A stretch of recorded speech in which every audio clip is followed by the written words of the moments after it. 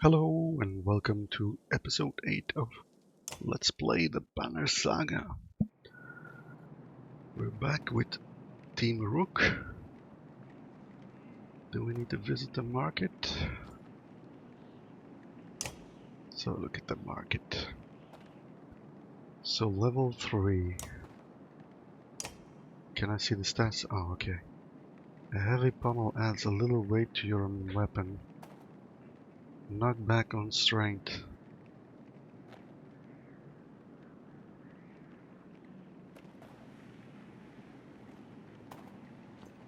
Never deflected.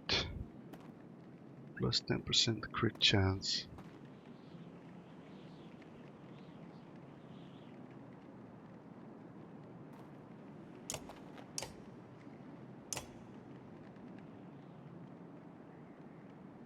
Oh, one renown gets one food? Oh man, that sucks.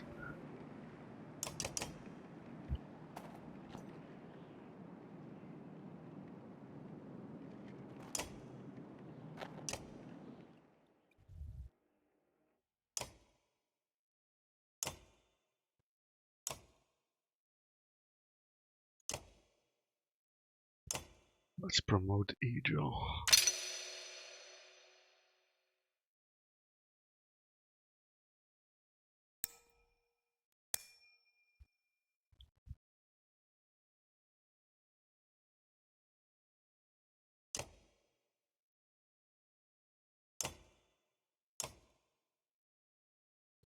Hogan.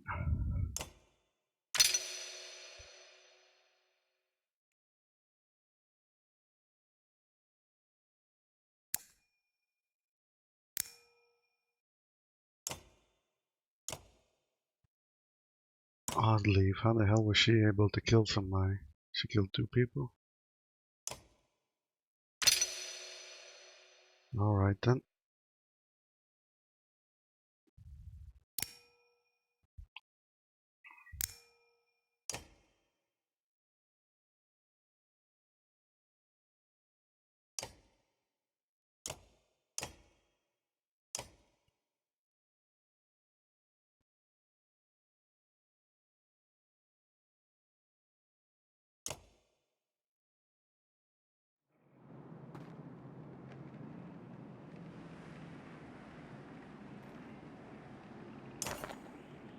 Outside the walls, things are a mess. Dredge are everywhere.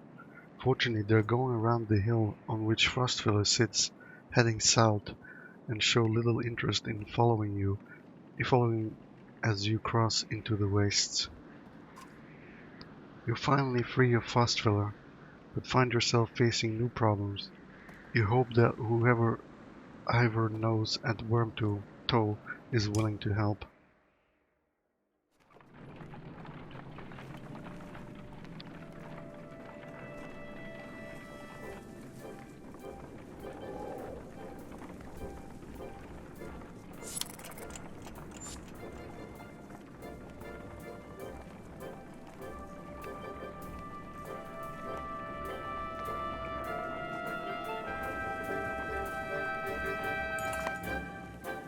A gaunt man and woman approach the caravan, hand held high. "A word, friends," the man says. "We are poor farmers, down on our luck." The woman hits him and says, "We're outlaws, plain and simple. 10 of us, and we'll help you in the fight for some food up front. Join us, but you'll be watched. What are your crimes?" "Misunderstandings," the man says. "Meat houses are confusing. Never know when you've drank your share." The woman hits him again and says, "We've stolen, killed a few, and we had to. Skills that might benefit you out here."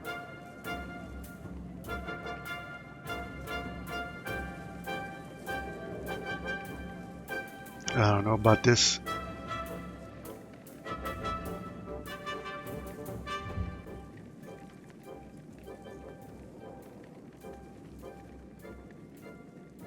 "Join us, but you'll be watched." The two quickly shuffle to a supply wagon as 8 more bandits emerge from the wilderness.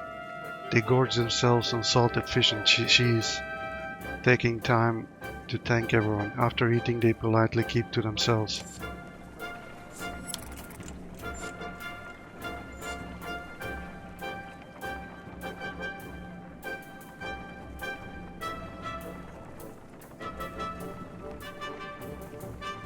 The hell is that?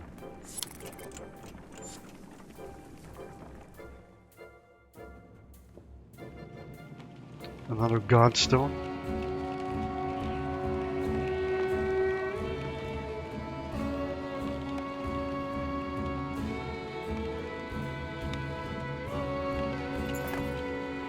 You find a surprising number of people camped out at the godstone. They've been here quite a while, ever since the sun stopped. Apparently they think Radomir, the sun god, has come back, and they're worshipping him despite the bleak environment. They welcome the caravan, mingling and swapping stories with the others while you rest. They have almost nothing of value to trade, but their leader approaches and offers to let you join into their tribute.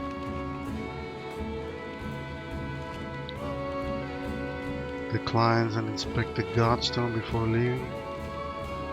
Ask what this tribute involves.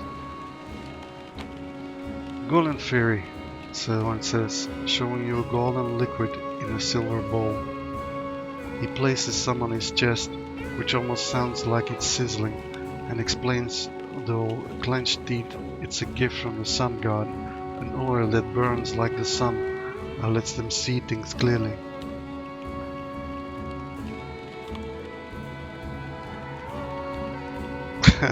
See if anyone in the caravan is interested. Not surprisingly, you find no takers. You wonder how devoted you'd have to be to go in for it yourself. Inspect the godstone before departing. Nobody can really agree on what Radomir looked like. As fond as he was of his own isolation, he never directly contacted humanity. Most think he was a serpent that lived in the sun, and it's not uncommon to hear speak of seeing the tail of a great creature slipping through the thin clouds on a sunny day. Radomir was always one of the lucky gods, the kind who people thanked for good weather, healthy livestock, and a good harvest. Despite all that, the biggest mystery has always been how this godstone came to be, found at the bottom of a dried out lake. After some rest, you continue on. The sun god worshippers are keen to stay, so you pack your things and return to the road.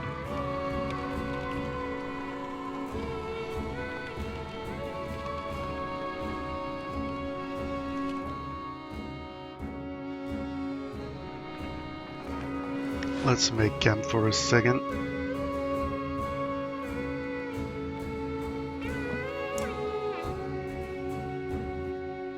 Hogan, just take it easy for a while. People are noticing. Oh, they noticed, have they? We're on the edge of dying daily, and you want me to take it easy? Gods, I should be plowing twice as many fields. You understand? Don't get us thrown out of this caravan, Morgan. It's not just you who suffers. Right, so you get married, have kids. Now I'm supposed to settle down too, yeah? What happened to... The two brothers clam up as you approach. That's right, I've got a kid to take care of. Cool your head, Morgan. Hogan departs, leaving Morgan looking awkward. Rook, what brings you around?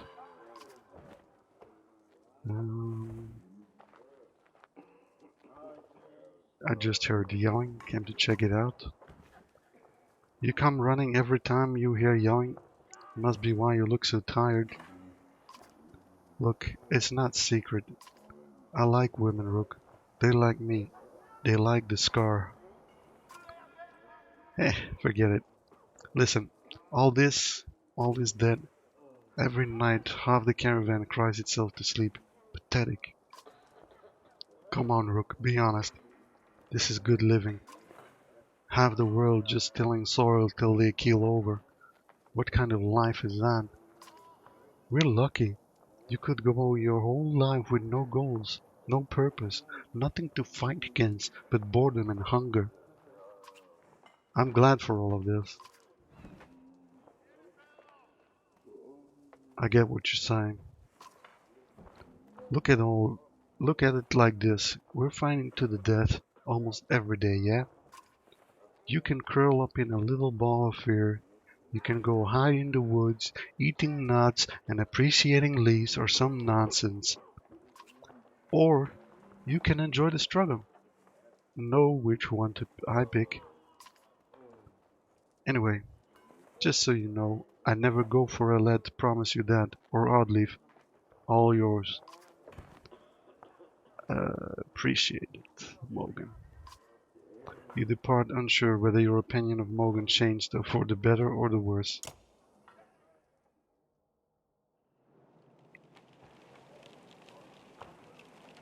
Let's rest today, maybe.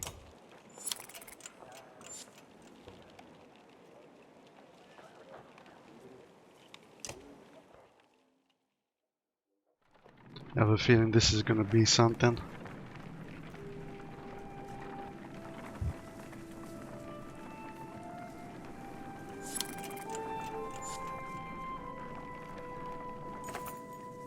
Several people have noticed black vultures circling above the caravan, taking advantage of the light snowfall.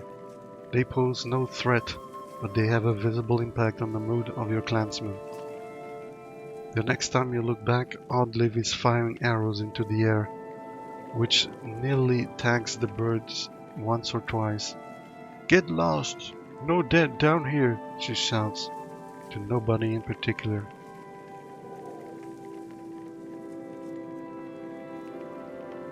Ask her to stop wasting arrows. Oddleif gives you a sour look. "These are my arrows, Rook. I'll shoot them at whoever I want." When she says this, she fires into the air, knocking one of the vultures out of the sky. She recovers it, holding it like a prize. "You know," says Oddleif, scanning the caravan, "a lot of these women, they could do this. You can tell from the look in their eyes. She's excited about the idea. I think I'm going to start training them how to fight," she says.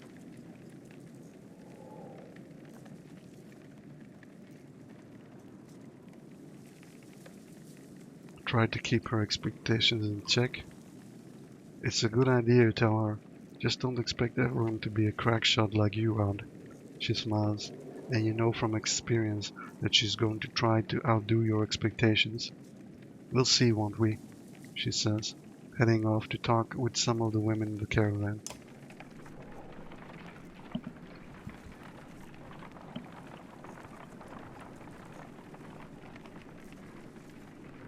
So look at the map.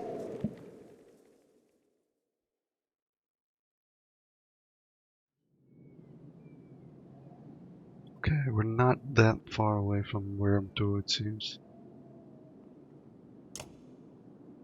The foothills of the Wormscale Mountains, the Var created a small town beneath tall pines, overlooking the Nordfelling wastes. Few come here, aside from those looking for seclusion.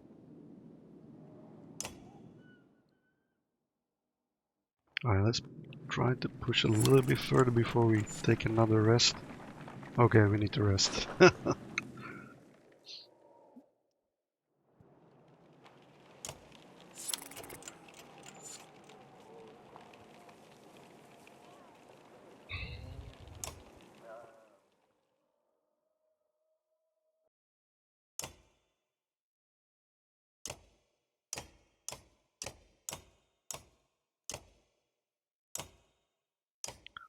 Everybody has healed.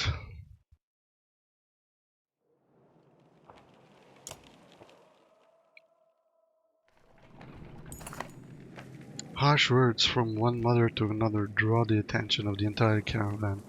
"My daughter marries Ragni, or no one.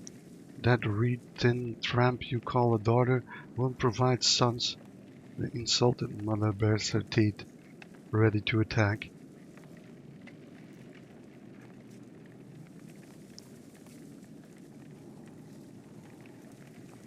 Worry on marriage another time. The two women look embarrassed, which turns to anger. You worry about your fighting and I'll worry about my daughter. Both women glare at you before storming off.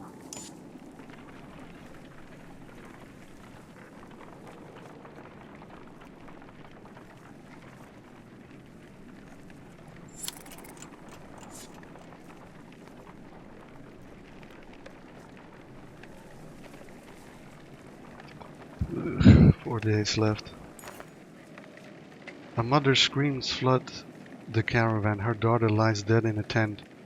We all know who did this, she spits, staring directly at the woman she scuffed with previously. Murder over a marriage. In these times, something must be done. The accused woman remains silent. Investigate the death.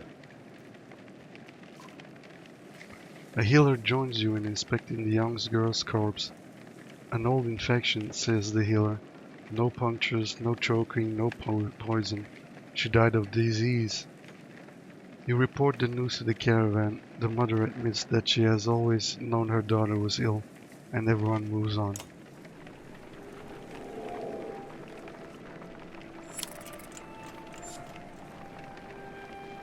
Wormtow was never the kind of place someone would build a town.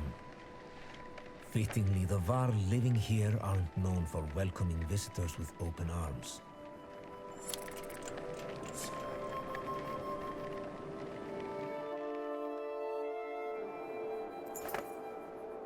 The Var will find you before you see them. Not surprising with this many people behind you.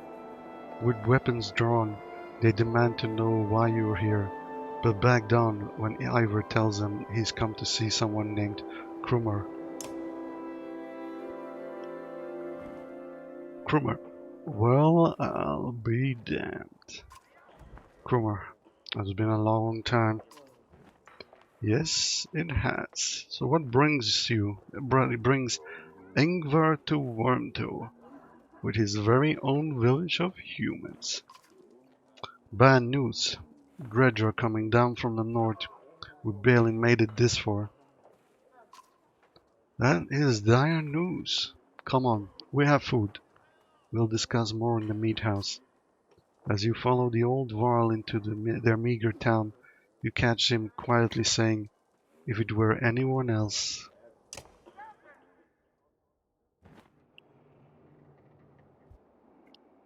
I've talked with the warriors here. I'll be honest with you. Half want to go north and find out what happened at Blodsbalker. Some think we should go to Grofheim instead. None of them are happy you're here. What do you think? If I had it my way, I'd stay here and let the dredge come. But you made this a problem, didn't you? We can't feed this many people for long, even if they don't eat much. This is a Varl town. Most of us take care of ourselves. You got women, children. We could pitch in, make this place livable.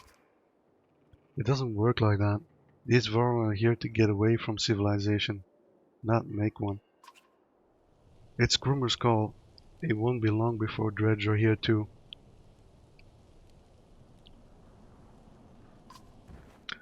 No, it won't. If there's one thing we should do, it's tell Yorunder what's going on.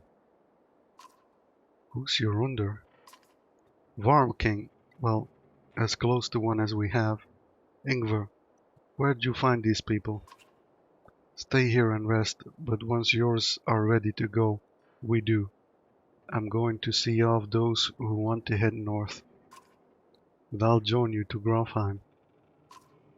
More travel? No, we've already come so far. Stop the pounding, girlie. Even if Yorunder won't listen to a tired old Var like me, I have a feeling they'll pay attention to our friend Ingvar here. They listen to Ivor? Ha, he hasn't told you. Of course he hasn't. Do what you need to, but don't be long.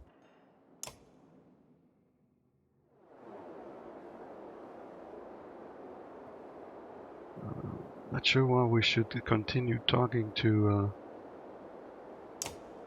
Kummer. One renounce gets 4? Oh my. I guess we'll be stocking up on food. Okay, this thing is not going up.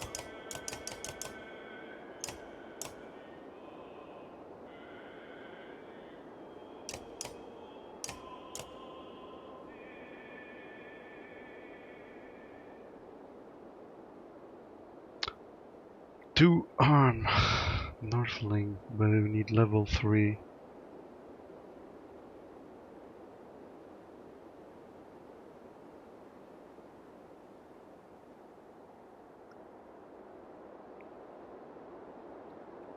Oh wow, this restores 1 armor each turn. Fabled armor sewn with thread woven by the early menders were said to restore themselves over time. Oh wow.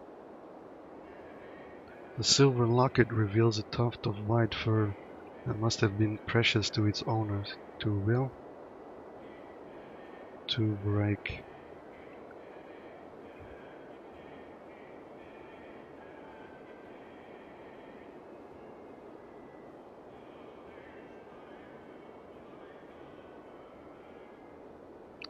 Well, these are definitely some good ones. Let's keep 12 renown for now. And then we might buy these two. So we need level 4 and a level 2. I don't think we have level 4. Pretty sure we don't. Now what's this? Level 3. This is so good.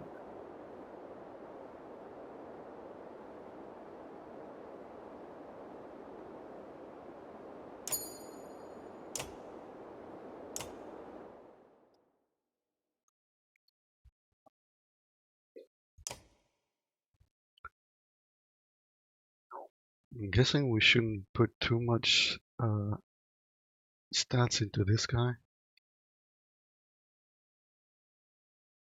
if he's going to leave our party anyway.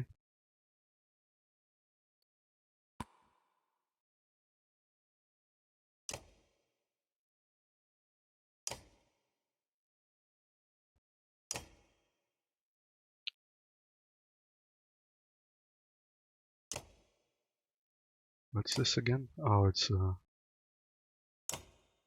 description, a little bio.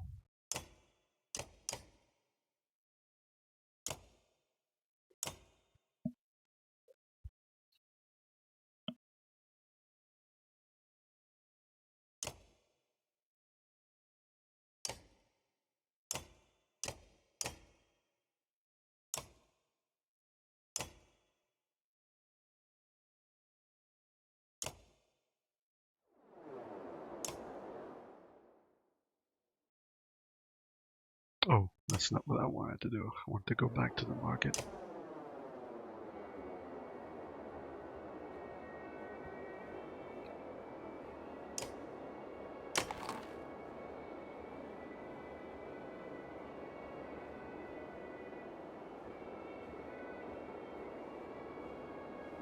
We can't equip this, so we're probably better off taking something we can use.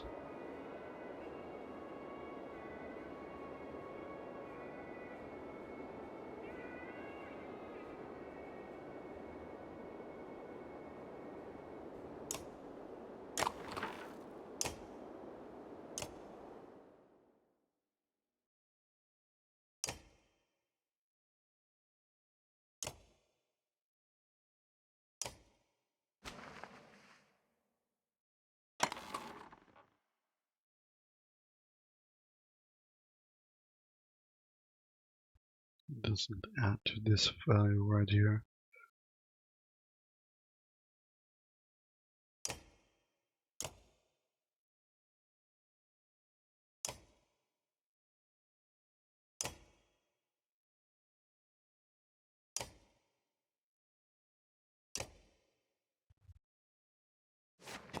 Oh, level 3. Okay.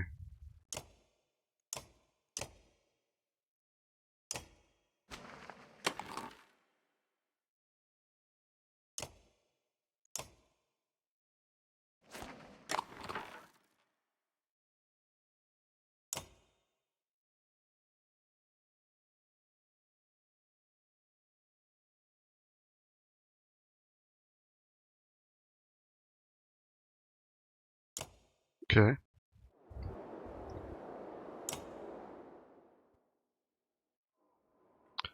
Krummer, can you spare a moment? Mostly no, but I'll try. I never had a moment to thank you for your hospitality. Consider it done then.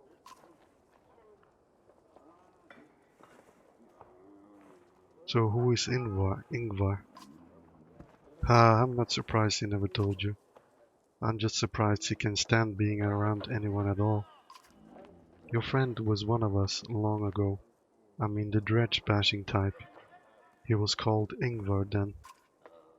And you want to know why he changed his name? Best ask himself yourself. I'm too old to pal in gossip. How did you get all these Val to follow you? Respect, young man. After the Second Great War wasn't much for me left to do, so I started training other Val to fight. Got tired of that. Made a place in Wormtow. They still come calling, even with no wars to speak of. Seems like that might be changing though, don't it? Any wisdom on fighting dredge? Depends how much you know. They're all armor. Tap 'em hard enough though and it'll shatter. Line up a whole row of slag and they'll explode on each other all the way down. You get in a big brawl, half your time is spent setting them up for it. And if you see one bang his axe like a tuning fork, try to kill him quick. Sometimes the slag he's calling won't even show up. I bet you have some incredible stories. I might. Or I could be the most boring Val you ever met. Depends on how much you like killing dredge. Ask me again someday. I might tell you about the time we filled dead yaks with the whale teeth. And why.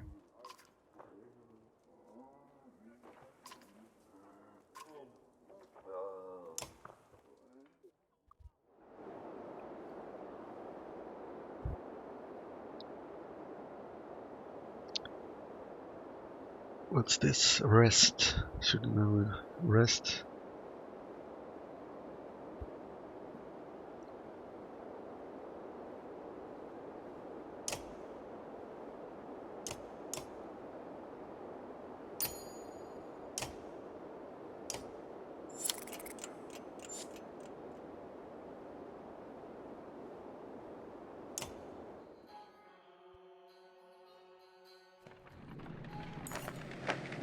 Grofheim's quite a few days out, says Cromer, but nothing worse than crossing the wastes.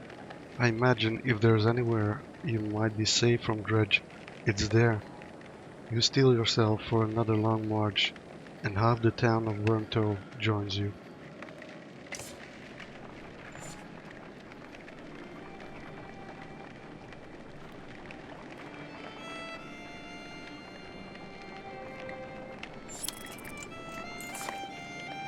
The sounds of a skirmish alert you to the Varl surrounded by half a dozen armed fighters. One man spots you and shouts, "Leave us to our business. This Varl killed my father without reason." The Varl is about to respond when a man attacks. The giant swats the blade aside and silently watches for the next assault. Let us hear what the Varl has to say. The Varl shrugs, as if unconcerned, saying, "This one's father, and I had a business deal. He lied. Now he's dead." "Lies?" shouts the man. "You murdered him over a lie? You coward!" The men wildly attack the Varl, who deflects them well enough, but you're uncertain of how long you can keep it up. Defend the Varl? Ivories, you say? We could use any Varl with a good sword arm, couldn't we? He nods, readying his weapon. The men immediately back off. This prospect of fighting your entire army suddenly is unappealing. They watch from a distance, shouting obscenities and something about injustice. The Varl turns towards you. Didn't need the help, but if I'm going to travel, it may as well be in the company of another Var who falls in line with the others, and you return to travel.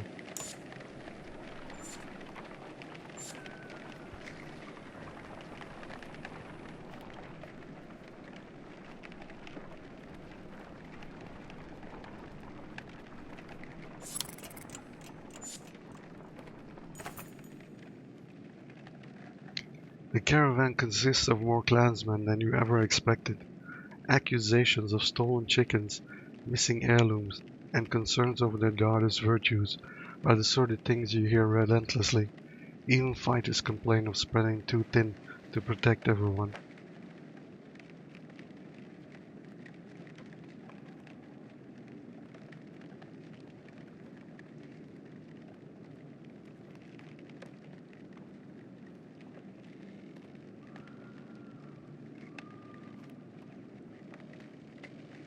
Form a council to handle these problems. Split the caravan.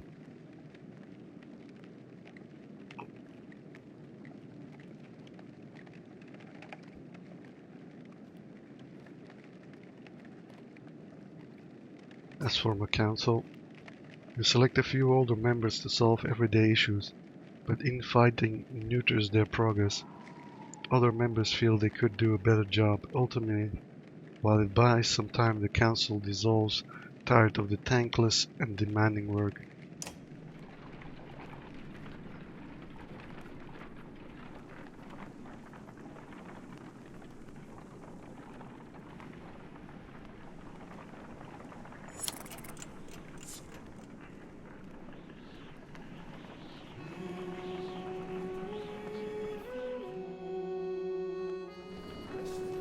Another godstone.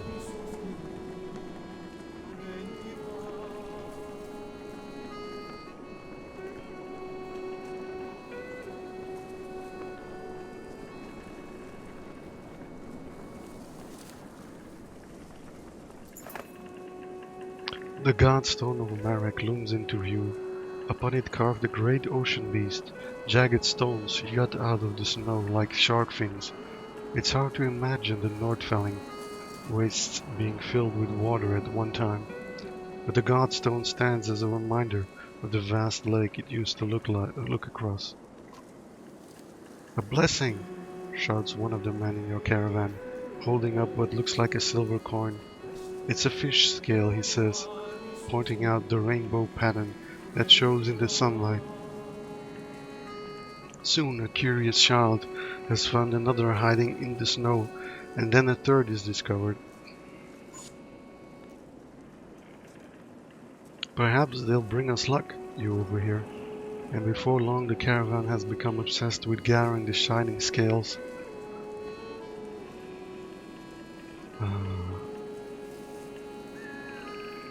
Leave now before it gets out of hand. You start to wonder if something unnatural has a hold on their minds when the call to leave is met with open aggression.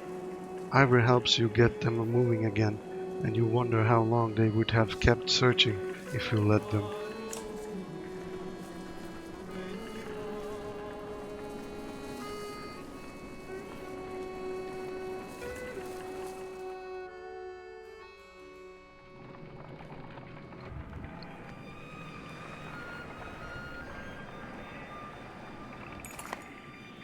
Oddleaf calls you over, grinning.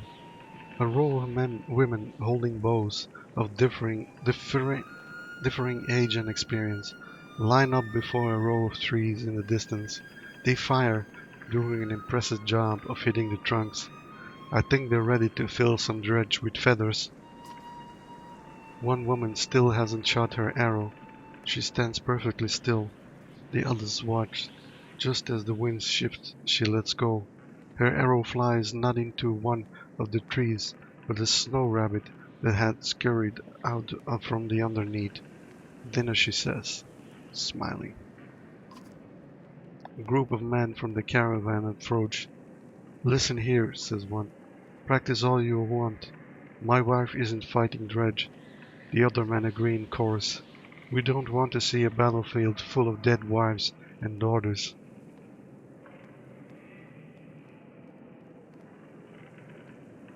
stand by the women becoming fighters? The men argue their point, but eventually relent. Thanks, says Oddleif. To be honest, it was harder than I expected. But the more people who can hold their own, the better. The women return to camp not just as clansmen, but as fighters.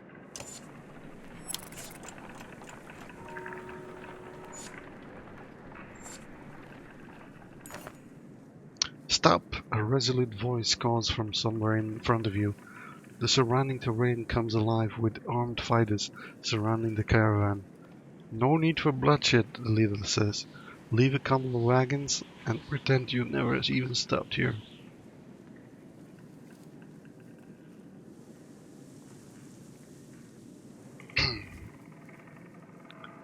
Inform them about the coming dredge.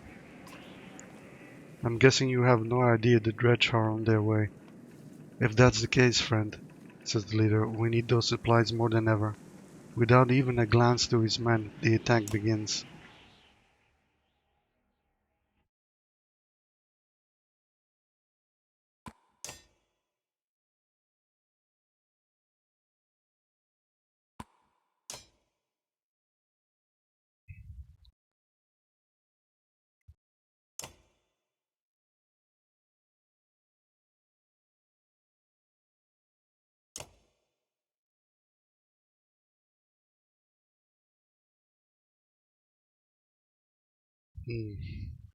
Maybe I should switch this.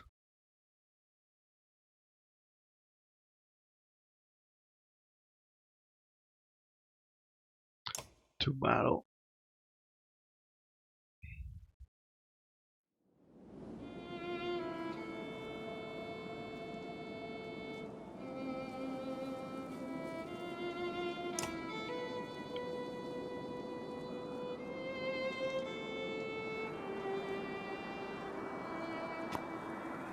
Oh.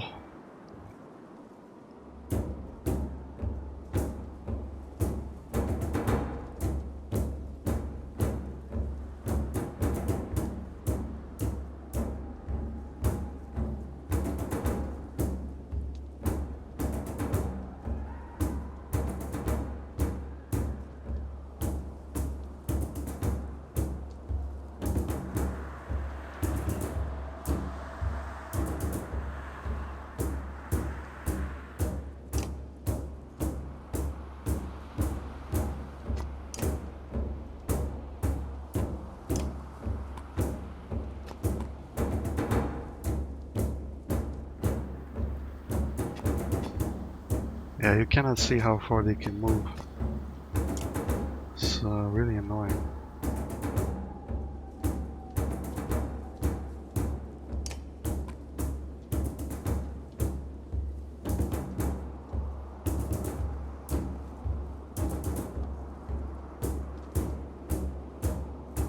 Gotta let them come to us somehow.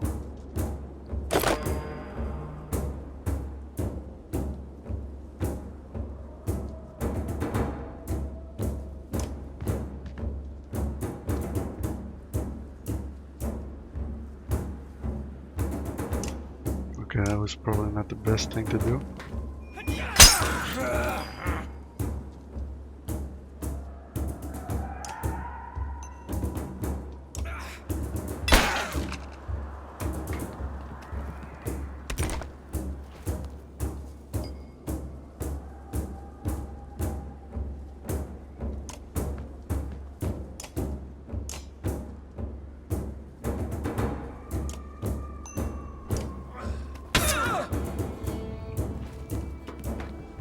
Yeah.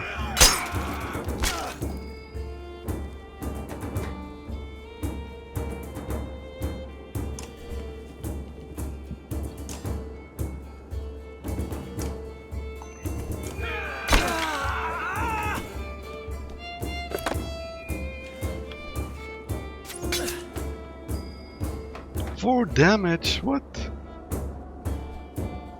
How the hell is that possible?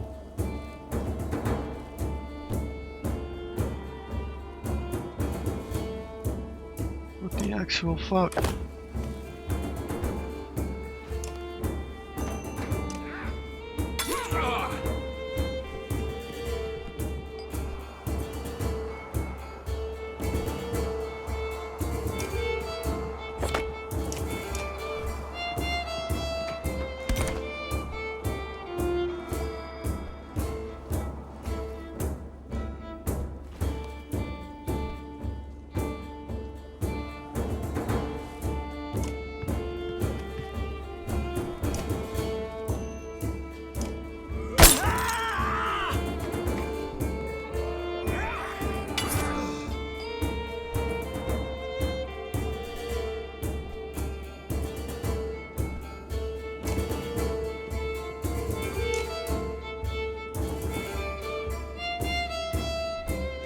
I can't hit this guy, what?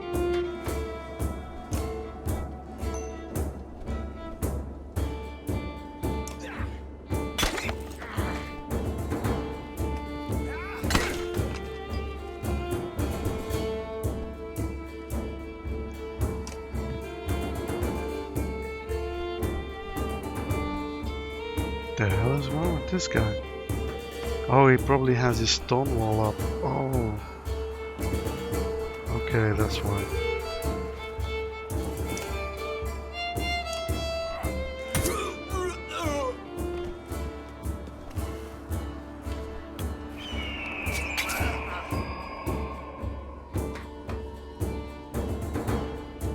Mogan.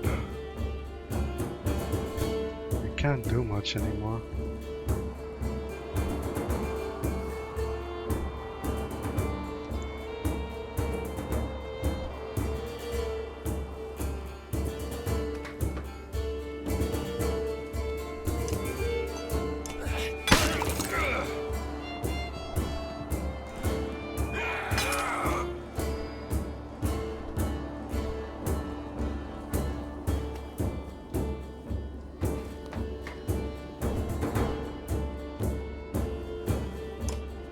Okay, we need to hit this guy first.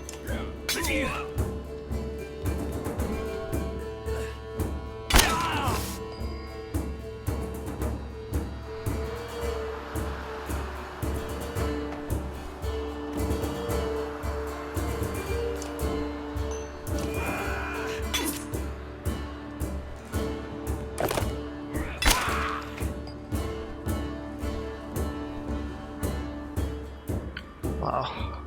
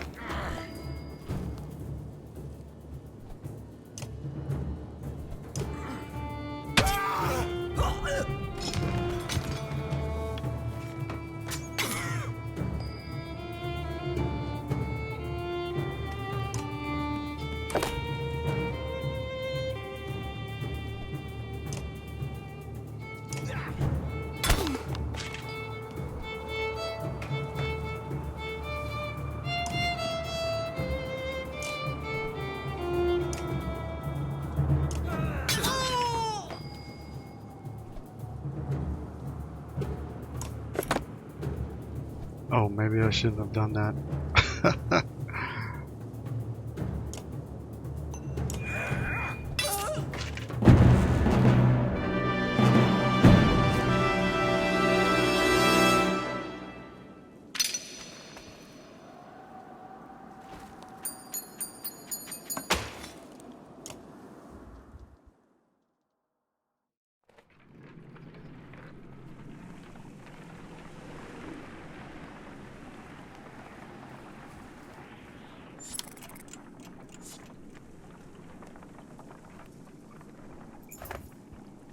You hear a whistle on the wind and spot a long line of Varl far up ahead, heading toward you.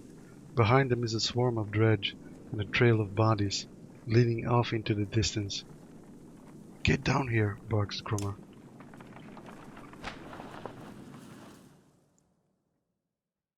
See if we can rest first.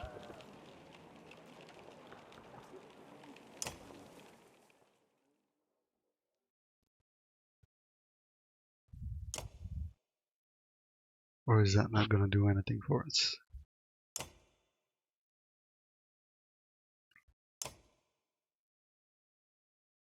I only have 12 renown anyway.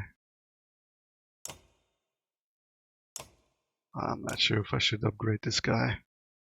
He's gonna leave our team anyway, right?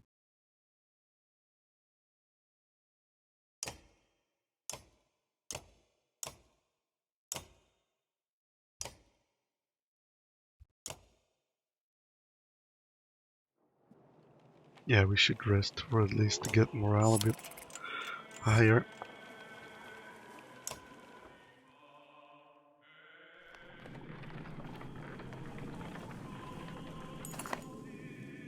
Don't let them spread out, shouts the lead Varl as you approach the battleground.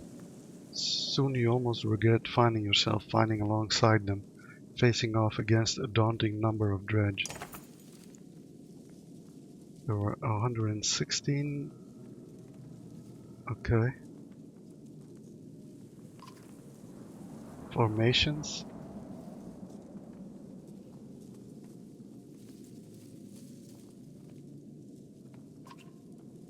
You start comparing weaknesses and strengths, blah blah blah. If you're careful, you should be able to keep forces balanced. Give the order.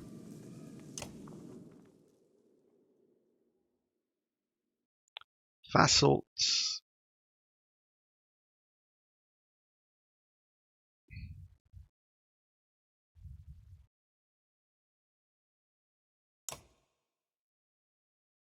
He's ready to promote as well.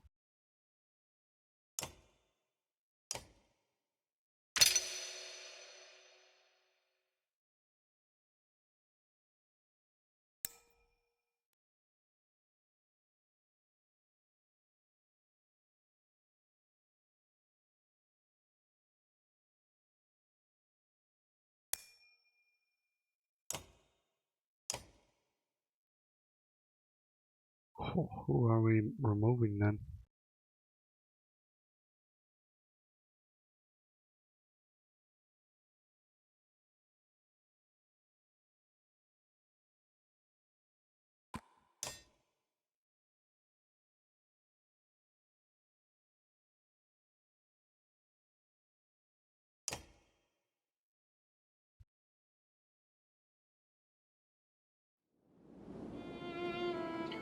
Oh my god, are you shitting me?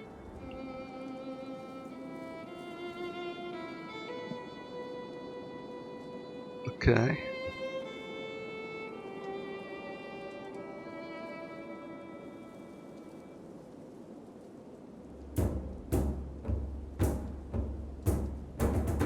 So Ivor is first, but... And then it's Rook.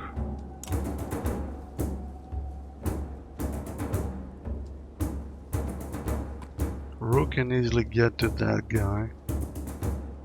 Then he's gonna get pounded by that one. Oh man, this is bad.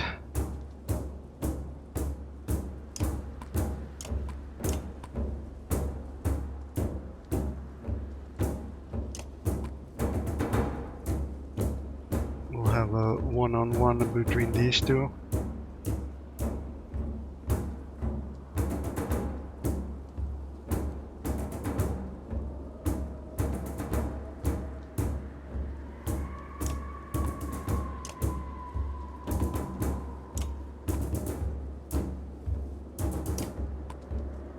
And we'll send everyone on this guy.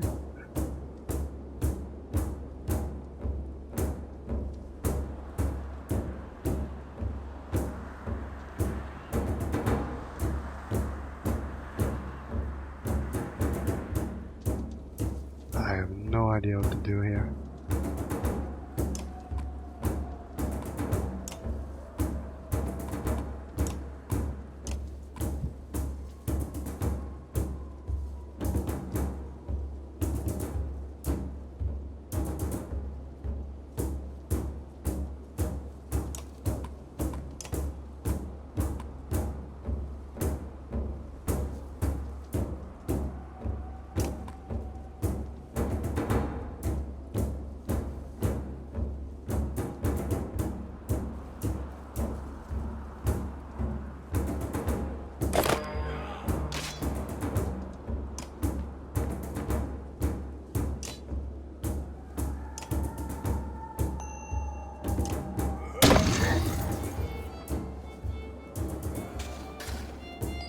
Okay.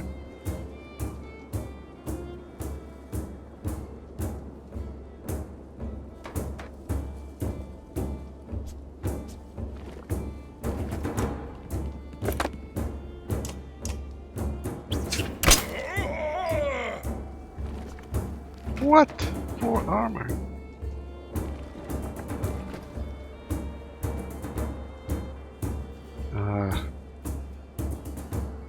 So then I have to go all the way over there.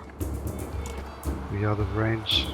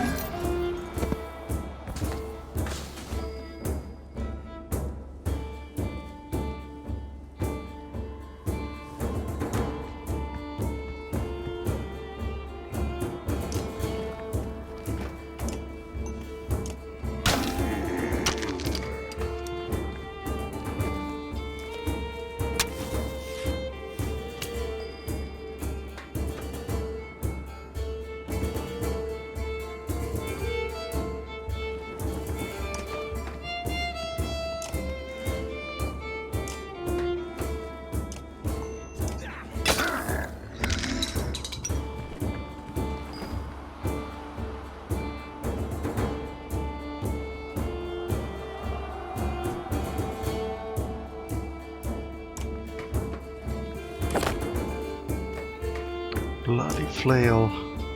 Series of strike.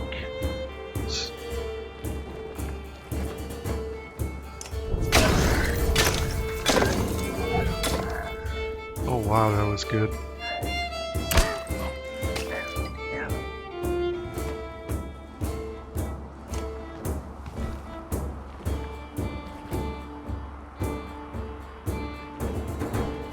He's probably gonna try to remove our armor. So it doesn't matter if I hit him like that.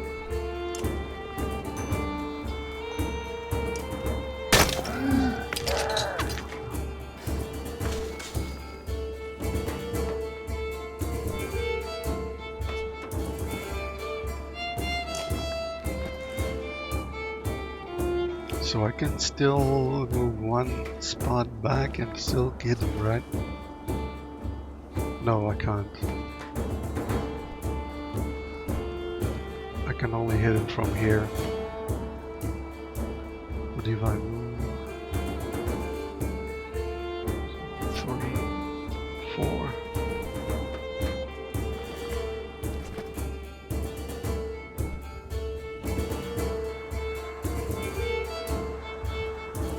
Hold on, maybe we're better off walking back a little and then break damage. All allies within range attack the marked target.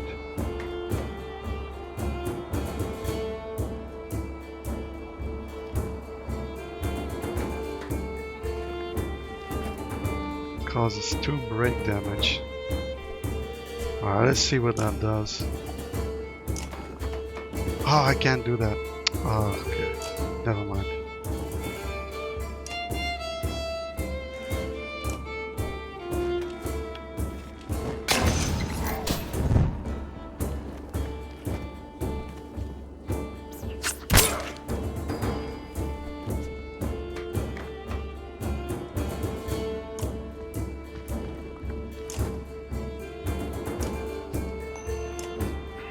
That one is taken care of. Okay.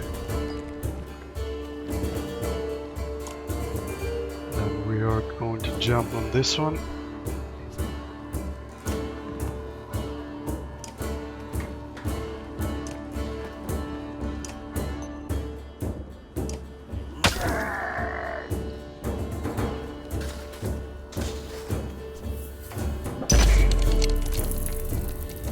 Oh man, he broke the armor completely.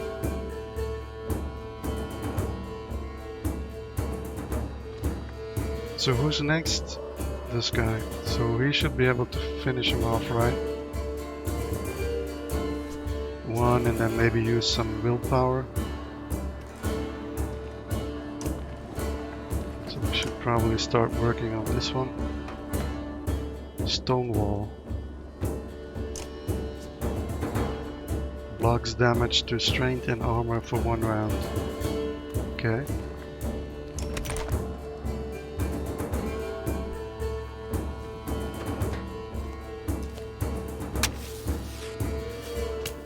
Ah, you bastard.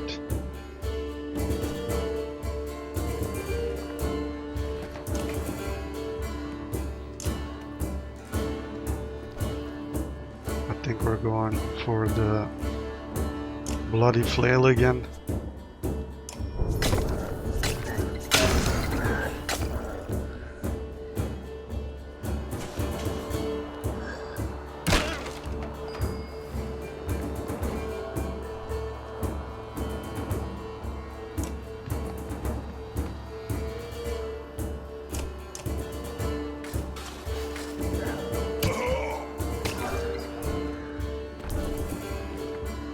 Okay, let's finish this guy maybe.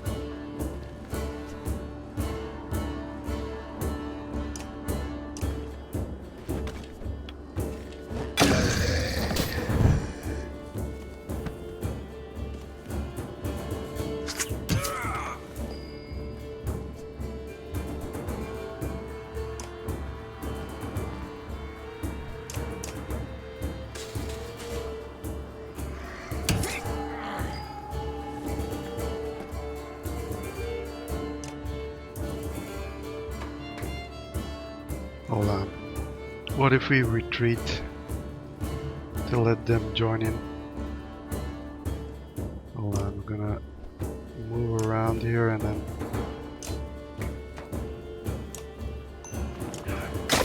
break some more armor.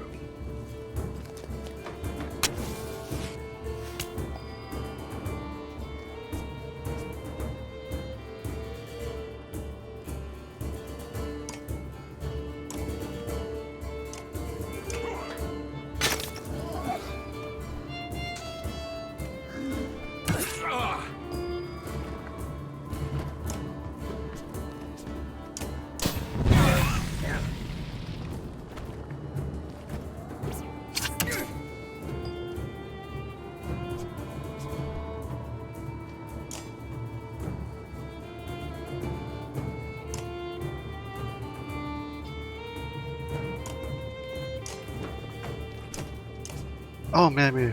Oh, crap. Should have used willpower. Oh, we didn't have any willpower, never mind.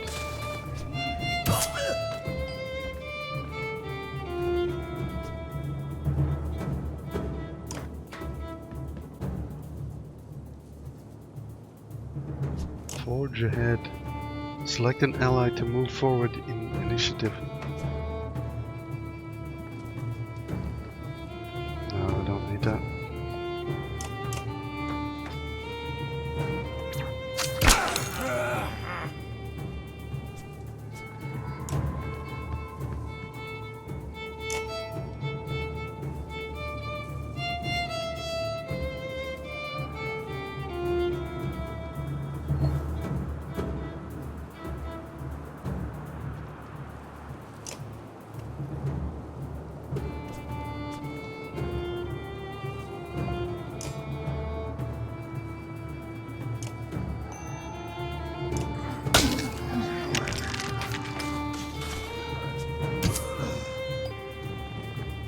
Okay.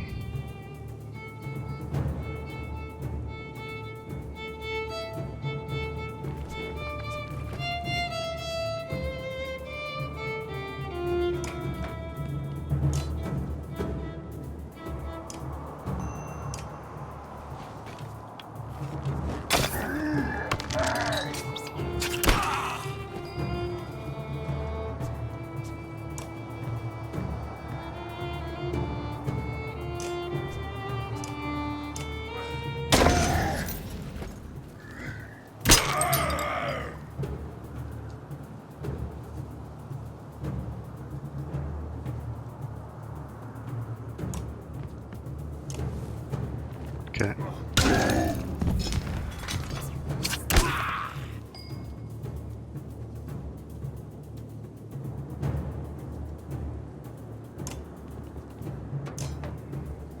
Oh my god, I can't attack or what?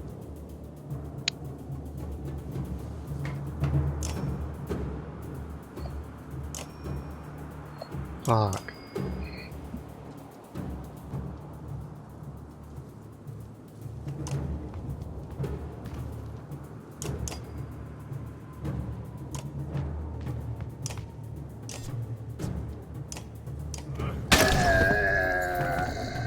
You take a moment to survey the battlefield. The enemy is being pushed back all the way down the line. Alright, let's try to kill a few more. You attack any dredge still brave enough to face you. Oh shit!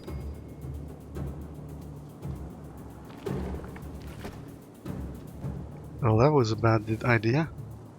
Is there a way for us to retreat?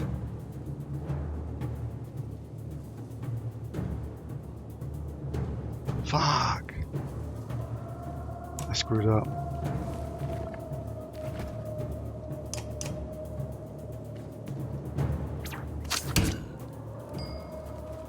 I screwed up mine mentally here.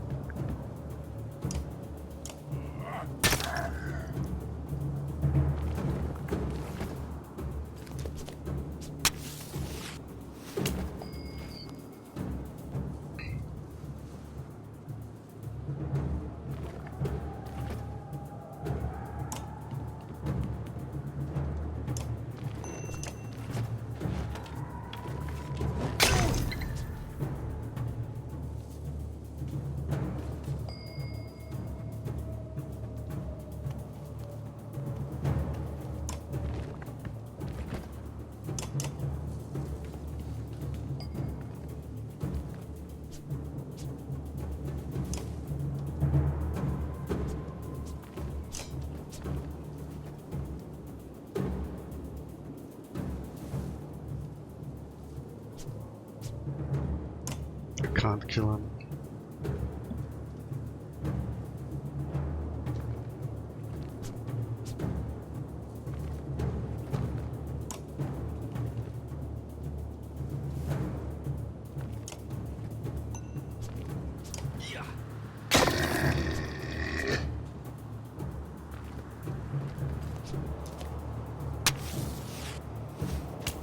Oh, are you kidding me?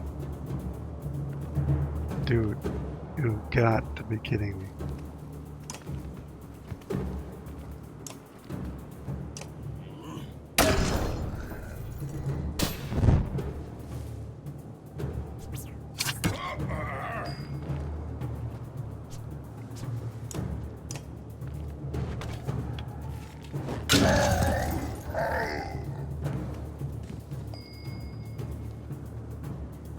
I don't want to be anywhere near that when that explodes.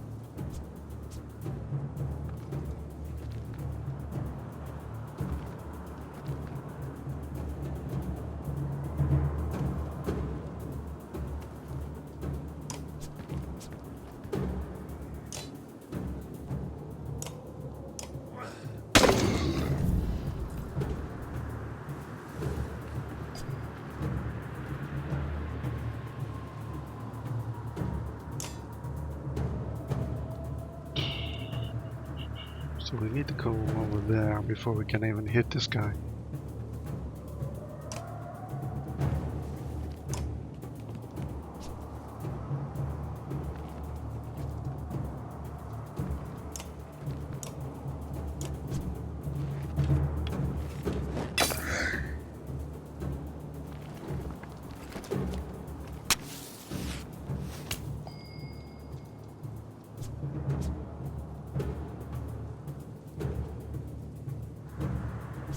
Why is this not exploding?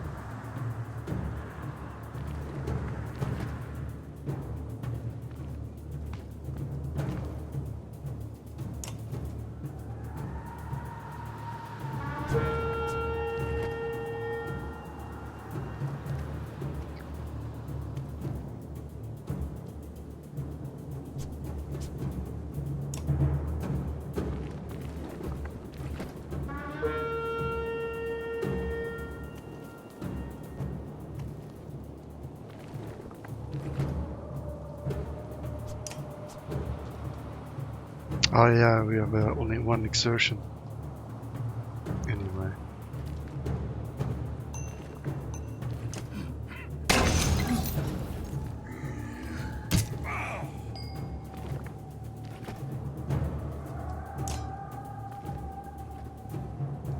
Why is this not exploding? I don't understand.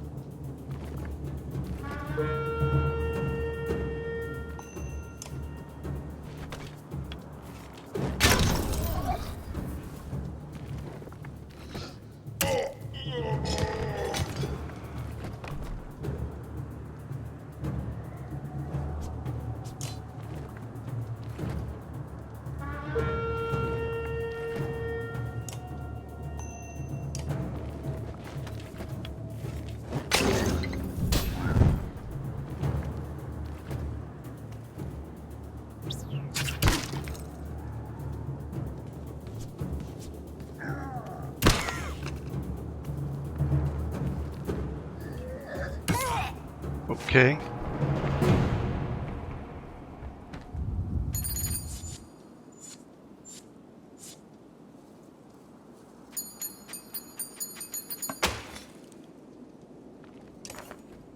The flood of dredge overwhelmed you, but above the din you hear Fasold still shouting to his warriors. When you come to, you realize that they somehow managed to drive off the dredge and keep the caravan safe. Isn't this a damn curiosity?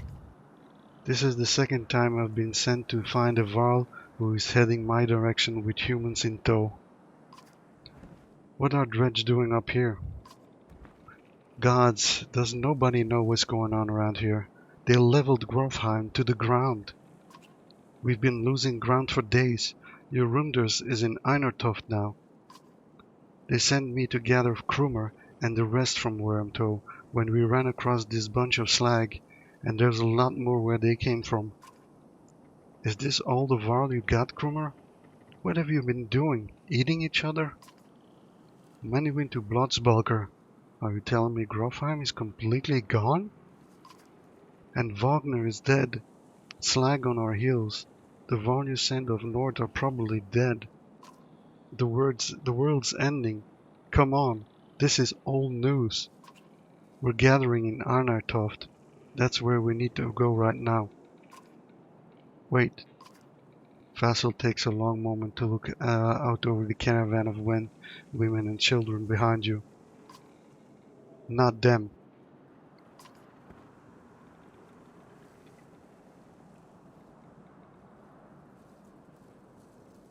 What do you mean, not them?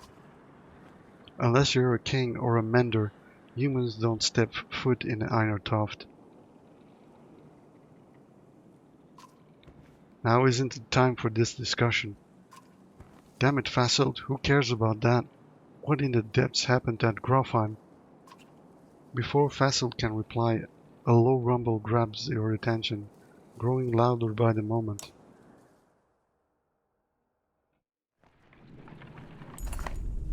Even though it's beyond sight, all eyes turn in Grovheim's direction as the rumbling becomes deafening, transforming quickly into cracking, and splintering is coming closer. Go! Shouts Fasold, taking off toward Einertoft. Don't stop until you reach Heatherburg.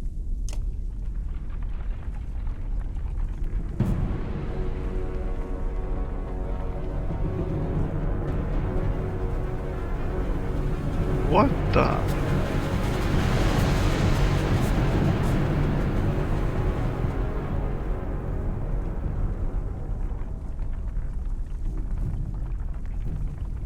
Oh shit.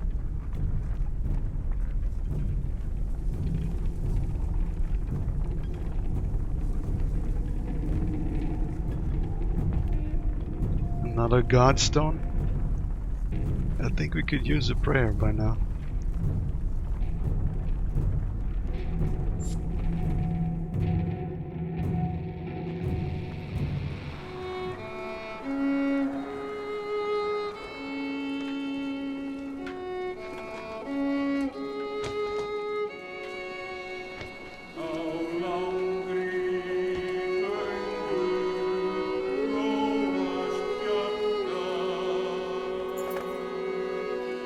After 3 terrifying days of tremors, you reach the godstone of Hatherberg, which is teeming with Varl, who want to know what's happening.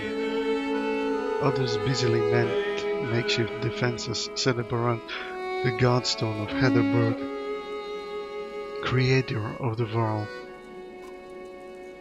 Hold up, pants Fassel between long gasps of air.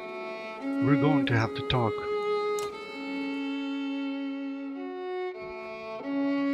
You're still standing, while most of you rest up, then move on. A mountain just sank into the earth, and something is out there. You're just going to send us away? I don't know who you are, but you're not going to Einertoft. There's a couple hundred Varl here who will back that up. Where are we supposed to go? Back the way we came? We're stuck between 2 mountain ranges. In one direction a few thousand Varl, in the other an army of dredge and whatever caused that quake. Einertoft is a Varl city. This shouldn't be news to a Varl. Give it a rest, Fasselt. Don't you recognize who you're talking to? Surprise suddenly flashes across Fasselt's face. The other Varl are starting to come closer now. You hear Ingvar being whispered between them. I think this might be the one person you want to let into Einertoft. The humans come with me. All of them. Fassel glances between Ivor and Crummer before stalking away, pushing past the mobs of curious onlookers. Ivor, who are you? Some other time, Rook.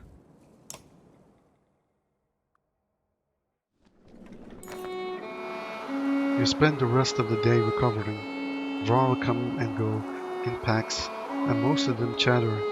Most of the chatter is about the quake that just sank mountains into the earth, or the dredge that are still on our way.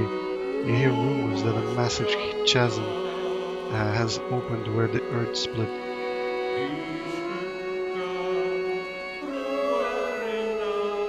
Despite the Godstone, morale improved. The little you know about Harderberg is that he was a disciple of the Loom Mother and learned to create another under her guidance.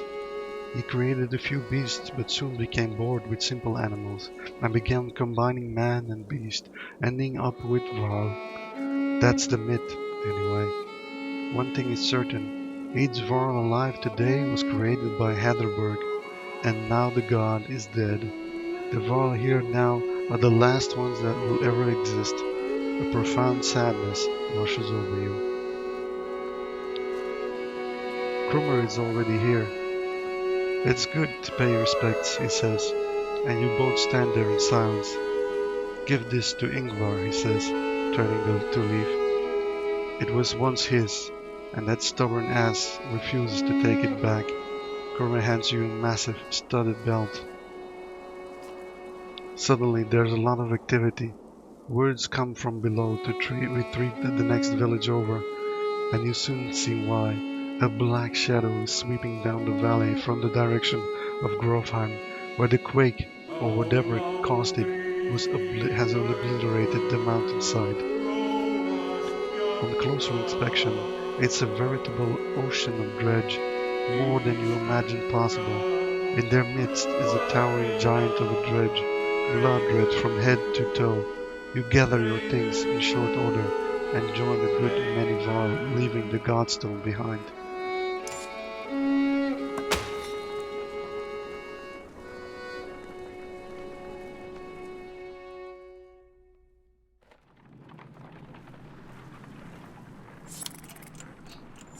There's another camp here, it seems.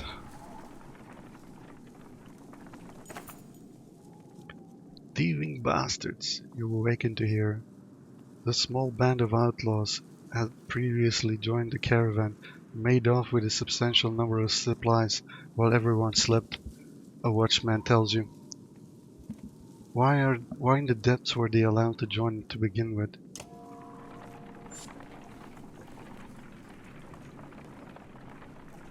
Well, if that's all they cost, then we can call ourselves lucky. Ivor tells you, we can't stay for long. It will take 3 straight days to cross Burrow Pass, so stock up. There's no stopping once we leave. He takes off to speak with the other Varl about setting up defenses. Dad, says Aled, appearing at your side, I'd like old Ivor. Somewhere in the back of your mind you feel the same way. You focus on preparations instead, realizing you may be one of the first humans about to set foot in Einertoft. Alright, that's pretty exciting stuff. Things are heating up. Thank you for watching. We'll catch you in the next one.